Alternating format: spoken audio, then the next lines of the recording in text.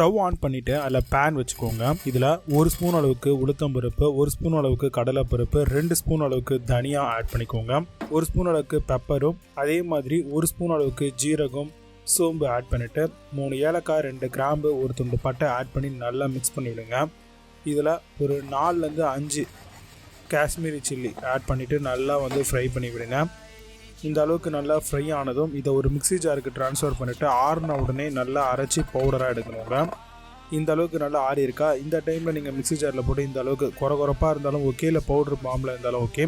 இப்போ வேக வச்ச உருளைக்கிழங்கு தோல்லாம் நீக்கிட்டு அதை சின்ன சின்ன துண்டுகளாக கட் பண்ணிக்கலாம். இப்போ ஸ்டவ் ஆன் பண்ணிவிட்டு அதில் பேன் வச்சுட்டு தேவையான அளவுக்கு ஆயில் சேர்த்துட்டு ஆயில் நல்லா சூடானோடனே 1 ஸ்பூன் அளவுக்கு கடுகு ஆட் பண்ணிக்கோங்க.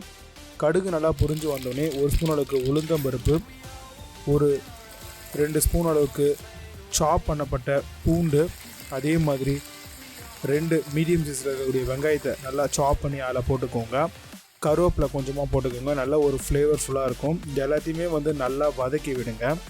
இதில் ஒரு 1/4 ஸ்பூன் அளவுக்கு மஞ்சத்தூள், தேவையான அளவுக்கு கல் உப்பு இல்லைனா சால்ட் உப்பு, இப்போ கட் பண்ணி வச்சுருக்கக்கூடிய வேக வச்சுருந்த உருளைக்கிழங்கு இதில் ஆட் பண்ணிக்கலாம்.